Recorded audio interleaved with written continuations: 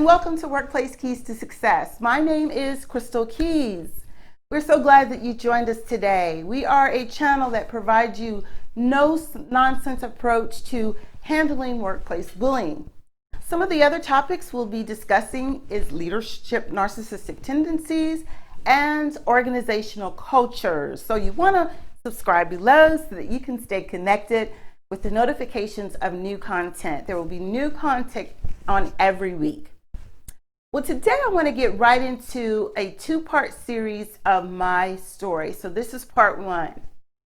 In my last episode, I reported that 61% of workplace bullies are in leadership. 61%. Now, this information is provided by the Workplace Bullying Institute, and it was provided in 2017. So if you missed it, please review. This information leads into my personal experience. Well, I want to begin where it began for me. I was in a new state, in a new city, and didn't know quite what positions to apply for. So I thought it'd be in my best interest to start as a contractor. So I started the position as a contractor in a payroll department of a mid-sized organization. Well, I knew the role and function did not align with the pay that they were offering. And to be hired as an employee, I needed to negotiate. And that's what I set out to do. I knew my worth. I knew what I was capable of doing. I also knew that I needed to negotiate before accepting the job offer because it would be much harder after hire.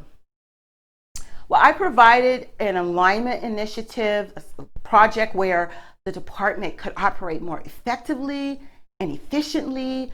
And after I presented the case, I was able to get not only the pay that I wanted, but I was able to help the department get raises for pay equality.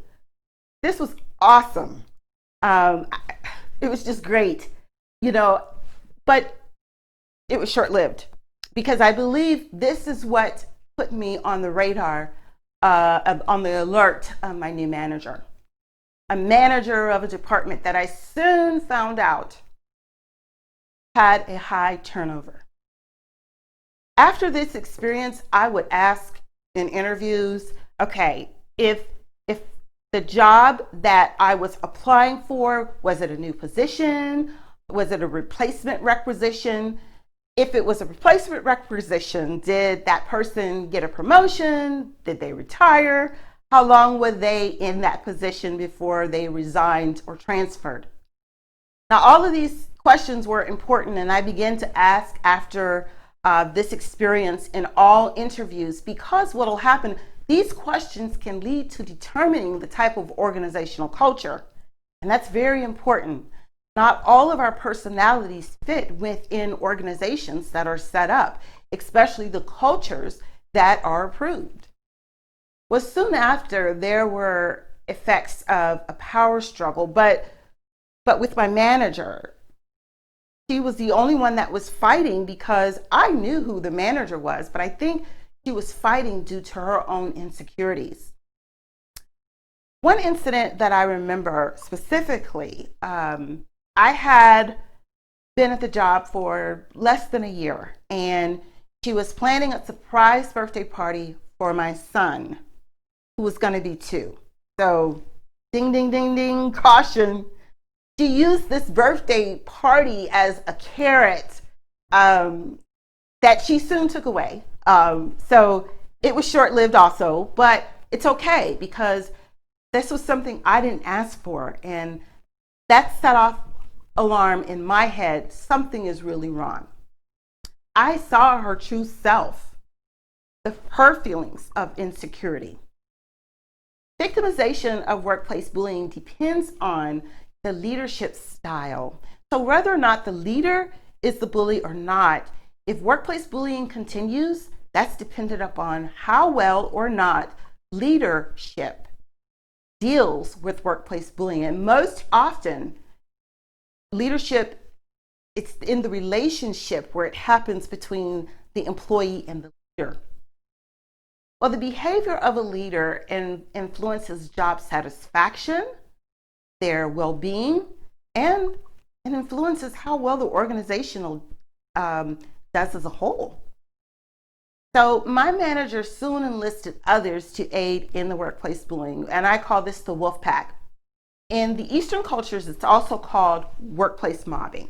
So, so instead of she is bullying me, now it turned into they are bullying me. I was so stressed. My hair began to fall out. I would cry often as soon as I got home from work. So stress at work, it infiltrates other areas of your life. If you think it just stays within your 8 to 5, it doesn't. It affects other areas of your life.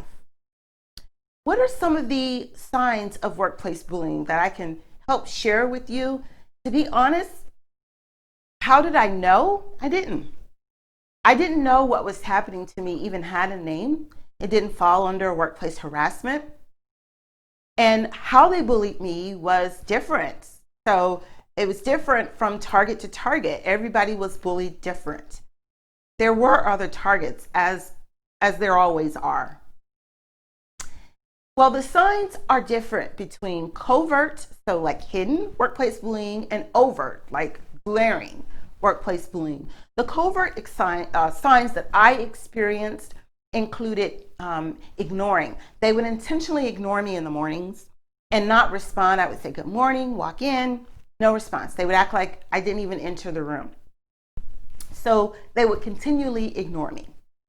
They would socially exclude me in their conversations. They would purposely say their names to keep me out of the loop of the conversation. So, hi, Susie, how you doing? I'm fine, Kate, I'm doing well. That's what they would do to keep me out of the conversation. They would act oblivious to the real issue. They would divert from the real issue, move the attention away from really what was at hand. You all are bullying me. They were divisive. They loved, it seemed like, to play us against one another. And this is an effort to remain in control, because as an employee, you are dependent upon your leader. They would undermine and block the progress that affected my deliverables. Most often, I had to work extra hard just to make sure I had what I needed in order to do my job and to do it successfully. Now, I did take my concerns to HR, and they were often minimized. I would get responses like, are you sure that's the way you perceive this? Or is this the way you really see that? So questioning my judgment. They were inconsistent with their instructions. They would change them, and not only from like week to week, they would change instructions from day to day. Anything to make it harder for me to succeed. So instead of the report has to have A and B, now it has to have element OP. Well, they begin to devalue my accomplishments, to keep the positive spotlight off of me, because I was given it 110. I was bound and determined to make it work, to succeed. They constantly concealed information from me. I needed this information to be successful in my job. Anything that I needed, they would conceal. So those were some of the covert signs of workplace bullying. Now, there were some glaring signs that I did experience, that often people do experience.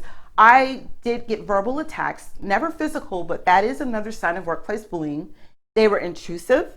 They would belittle me, embarrass me, threaten. Oftentimes there was retaliation. So when I did say something, and they were very, very preventative of what would take place, in like a chess game, how far I could go. Well, there is a negative connection between workplace conduct, misconduct, health insurance, decreased work performance, poor attendance, decreased levels of retention. Workplace bullying has all kinds of negative effects on not only the target, the witness, but the organization as well. Workplace bullying is a growing global phenomenon. Did you know that 82% of all reported cases of workplace bullying end with the target losing their job? ends, 82%. But fortunately, I did not have to lose my job. As soon as my year was up, I asked for a transfer. Now, she held up this process, stating payroll would suffer without the proper amount of resources. Well, who doesn't want to get paid? Who would agree to transfer a resource when they know that payroll might go lacking? So she held up the process for weeks. And without a last-ditch effort, I eventually did transfer. She continued to badger me up until that point. Bullies are only bullies because people have allowed them to be. We need to stand up to bullies. With the proper strategies, we need to conquer workplace bullying. Well, please join me next week. I want to share my triumphant ending. Again, I did not lose my job. That's a plus. That was very, very good that I did not lose my job. But I want to tell you the ending to my story and some tools that I use, some keys that I use to overcome workplace bullying. Do you have a workplace bullying experience? Well, please share in the comments below. I want to hear from you. How did you overcome workplace bullying? What were some techniques that you used to conquer workplace bullying?